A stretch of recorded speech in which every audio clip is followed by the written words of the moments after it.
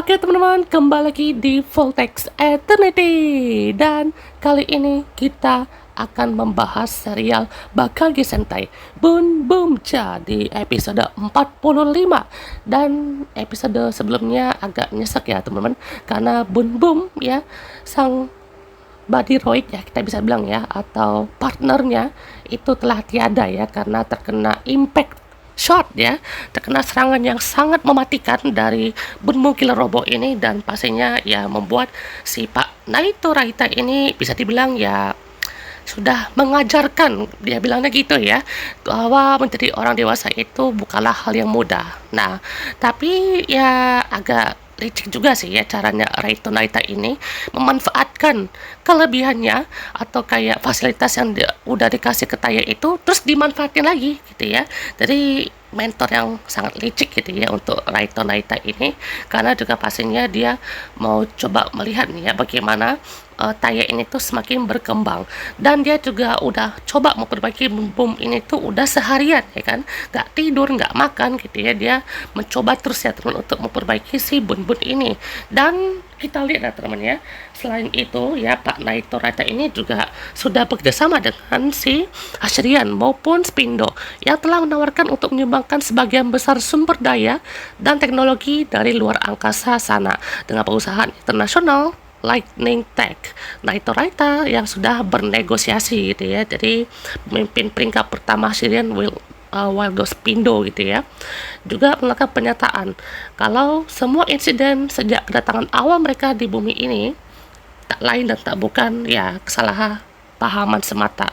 Dan jadi episode kali ini ya semakin membuat orang-orang itu semakin benci ya dengan Butcher, atau bisa bilang juga seperti di brainwash lah ya untuk orang-orang itu, kayak wah Butcher nih musuhnya para dunia nih ya kan ya. Ibaratnya yang musuh nih bukan Ashrian nih ya kan ya. Ashrian tuh ibaratnya ya kerjasama inilah gitu ya, sebenarnya Ashrian tuh baik lah atau gimana gitu ya, jadi kayak diputar balikan lah gitu ya sama si Spindo ini demi mendapatkan kekuatan dan juga gasolin banyak-banyak lah ibaratnya ya. Dan mereka juga Spindo ini kan ada order gitu ya sama si Grand Race untuk mengambil salah satu part dari this race, dan itulah yang akan dibangkitkan di episode kali ini gitu ya. Dan Ishiro pun juga ya sudah berhasil ya teman ya, ini Ishiro asli ya, bukan fake Ishiro di episode 37, ini real Ishiro gitu ya, dia yang nonaktifkan security-nya ini, jadi pastinya semua pembongkar itu bisa diamankan lah sama mereka, dan mereka juga harus menangkap si pembongkar itu juga. Ishiro ini ya mungkin dia juga nggak langsung nyerang mungkin ya, dia pun nggak ada nyerang kayak Shirabe, nggak ada tahan dia gitu ya, yang ibaratnya pun juga masih di pihak pembongkar. Jadi dia juga bisa bilang ya masih ada ini ya, double spy atau double agent, yang pastinya kita tahu kan dia kan adalah spy atau informan. Dia juga pastinya pura-pura aja lah ya kan ya, pura-pura jahat demi bisa mencari kelemahan dari Ayesa itu ya kan ya. Jadi dia juga ibaratnya berpihak dulu lah ya kan ya ke Tokoyori Eiichiro ini, supaya tahu gitu ya apa sih yang mereka mau, apa sih yang kelemahannya kan, dan bisa juga memanfaatkan dirinya ya kan untuk bisa yang mau operasikan pembongkar ini ya biar lebih stabil gitu ya, biar lebih mantap gitu ya. Dan pastinya adalah saatnya tuh dia balik lagi ke mode pit in ya, sama kayak Genba yang lakukan ke Bembongkar untuk bisa mengalihkan perhatiannya. Apakah bisa? Kita tunggu ya teman ya, karena sepertinya yang saya dapatkan juga temennya kan ada tuh momen di movie-nya tuh dia Genba pakai pito in, dimana juga yang pas dikenaliin sama si Demon Thunder itu kan ya, itu balik nyerang si maksudnya balik lagi ke tempat asal kan, atau ibaratnya ya tidak ngikut si Demon Thunder gitu ya, atau si sirkuit Kurumaji itu. Nah ini cara bangkitin si distress ini pun juga cukup unik ya temennya, dimana dengan memberikan apa ya, ditutupin topinya si Spindo, terus nanti kayak di ignition lah ibaratnya ya, ignition itu nggak pakai kunci tapi pakai topinya, nanti bangkit ya temennya. Jadi namanya sekarang itu ya sama kayak Matrix kan ada Fury-nya, ini namanya itu adalah Disrace 2000.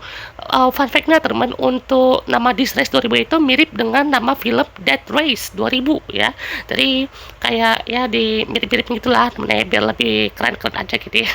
Dan juga pastinya kita lihat teman di sini Disrace juga diberikan pekerjaan ya teman ya untuk kali ini, yang juga pastinya ditutupin kayak suatu bahan atau helm peledak gitu ya temen ya. Mungkin ibaratnya pun juga dengan hal ini kalau dia gagal dia nanti dituar gitu ya, diledakkan gitu ya, nggak tahu dengan cara apa.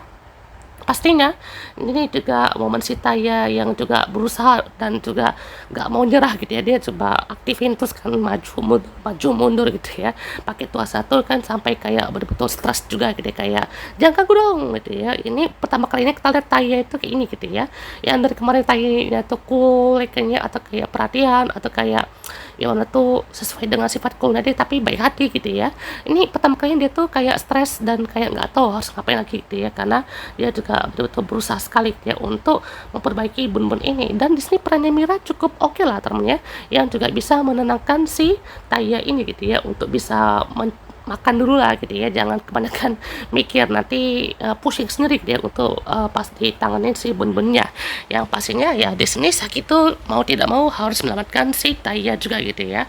Jadi ini dikasih tahu temennya di masa lalunya pun, walau udah dikasih tahu di episode 4 sama 37 kalau salah ya, atau 39 itu. Jadi pastinya mengenai tentang teriakan atau jeritan yang ibaratnya di inilah kan ya, didengar sama Taya itu. Nah itu juga kita harus tahu kan ya, siapa yang Taya dengar itu, siapakah orang atau ibaratnya anak itu ya kan ya, yang ingin dicari. Apakah temannya kah, apakah dirinya yang di masa depan kah atau masa lalu gitu ya. Jeritan itu yang mungkin akan dicari gitu ya, mungkin bukan hanya jeritan orang-orang yang diserang sama hasil aja mungkin ya, tapi jeritan di masa lalu itu yang mungkin akan Taya cari gitu ya, sampai kapanpun gitu ya.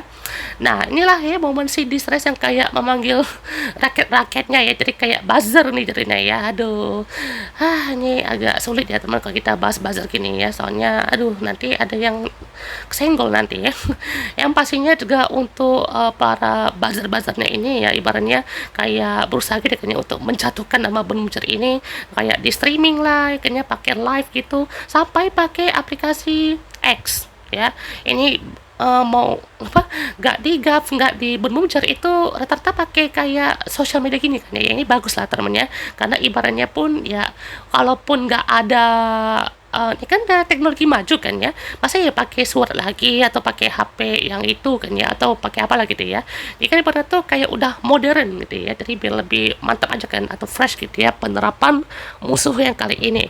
Dan akhirnya teman Saki itu datang, yang pastinya di sini mau coba menyadarkan mereka ya teman, dan langsung bertempur menghadapi Disrace yang satu ini. Di sini Disrace pun juga sempat menyinggung Matrix ya teman ya, dimana juga pastinya ya ibaratnya Matrix itu dia adalah seperti sampah yang tak berguna gitu ya. Dalam kata lain ya Disrace lah, atau mungkin Spindo lah yang memberikan bom itu dia kan, yang dimana juga Matrix itu kan dia meledak kan ya di luar angkasa yang di episode 35 itu ya, 33 sorry ya, yang mana juga kan ya walaupun bentar doang gitu ya Matrixnya ya kan, jadi itu ya sudah pasti gitu ya akan terlihat ya seperti Matrix katanya ya.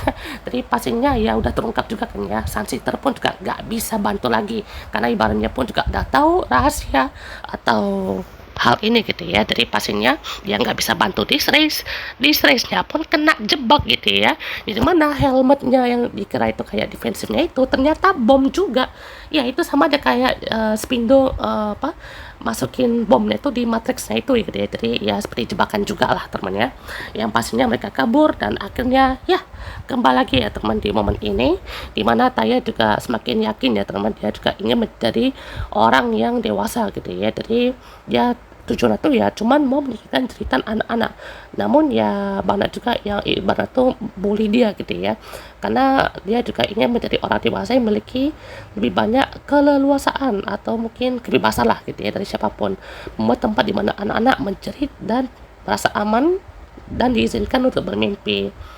Jadi Taya ini juga apa ya, ibaratnya mau coba melindungi, melanjutkan, dan bisa dibilang juga mencari di mana aja jeritan itu ya. Jadi ya keinget Kamen Rider nggak banget sih, kayak siapa gitu ya, kayak Faiz atau kayak siapa gitu ya, walaupun dia tuh kayak dianggap orang aneh lah, atau orangnya tuh terlalu gila lah atau gimana gitu ya. Taya ini tuh tetap berusaha untuk menghabisi atau kayak mengatasi seluruh jeritan yang bukan hanya yang ia cari satu orang, tapi seluruh anak-anak yang ada di seluruh dunia gitu ya. Jadi ya mau lindungi.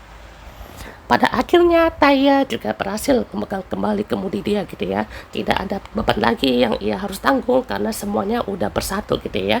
Udah ada teman yang pastinya saling membantu.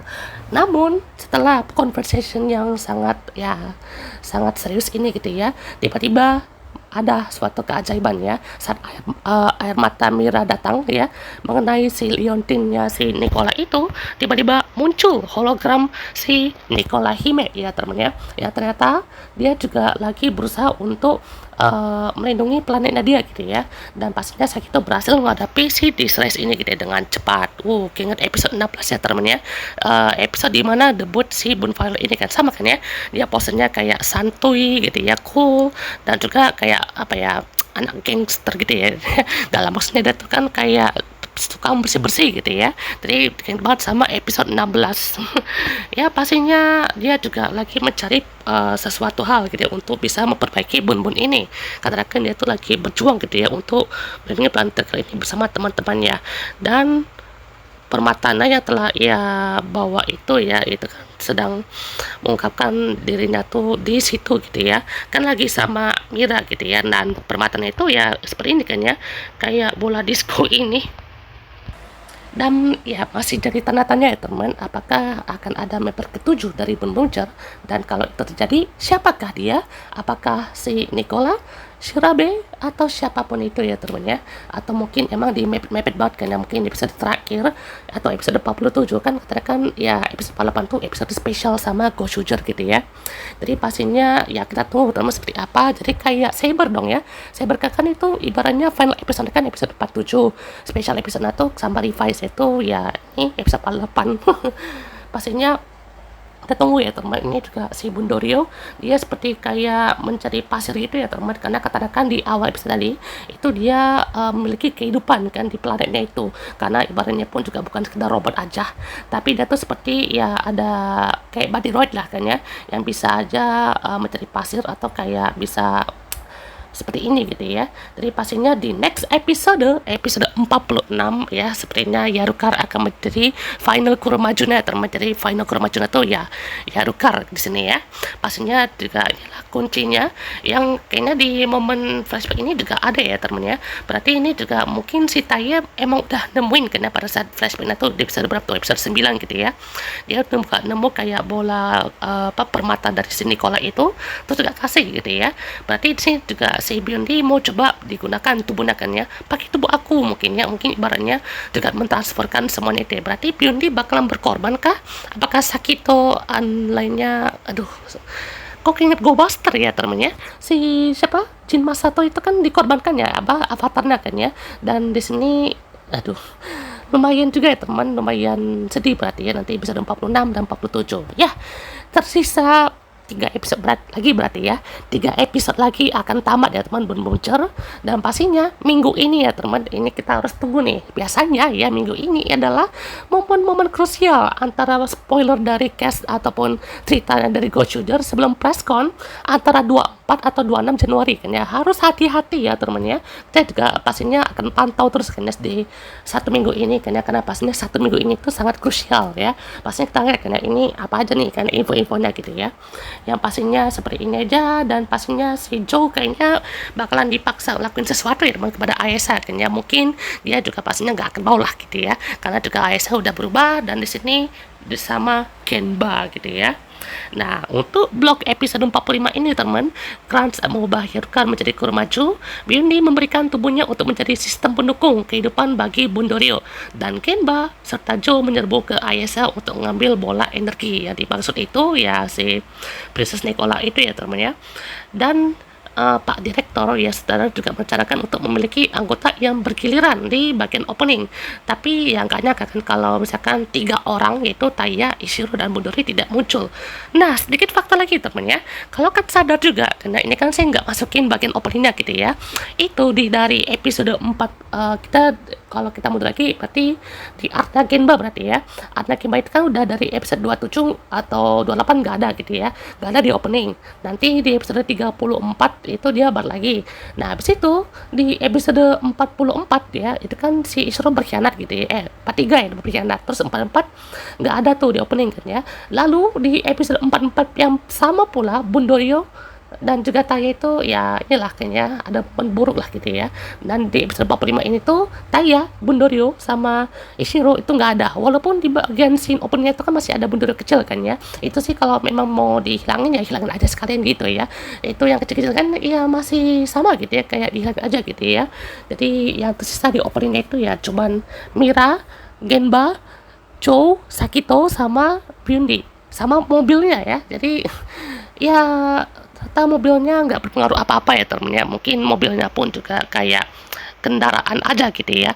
Ini juga mobilnya si Taya nggak diceritain sih ya kan ya, asal dari mana dia beli mobilnya, dari mana gitu ya, dapat mobilnya itu kan dari Pak Naito Raita lah kita bisa asumsikan gitu ya. Tapi kayak mana tuh ya untuk apa ya biayanya gitu ya, pastinya kita akan lihat temennya seperti apa. Pernyataan Genba soal apa ya dia nggak bisa ditukar dengan tubuhnya meskipun dia mungkin hidup atau enggak, itu sama kayak orang ya ditanya sama itu kayaknya apakah bisa gitu ya diganti sama robot ya kayaknya, kalau udah mati itu bisa nggak ya kan diganti sama robot atau kehidupan buatan gitu ya. Terus juga kari bundorio adalah makanan kesukaan Taya, mirip dengan makanan kesukaan orang-orang yang dapat membantu mereka di saat mereka sedih, seperti masakan si ibu sendiri gitu ya. Terus juga aktornya itu betul-betul serius kayaknya sampai dia juga apa ya mencoba menyesuaikan dengan momennya saat ini gitu ya. Nah, kalau dari Sakito ini cukup banyak ya temennya. Dari saudara Pak Hayama bertanggung jawab atas episode perkenalan mereka dari episode 16 berarti ya. Itu secara kebetulan dia juga menyutradarai episode ini. Natsuki Hanae, voice aktornya Byundi, tidak pernah merekam musiknya bersama si Sakito kayaknya karena 6 anggota lainnya sedang merekam.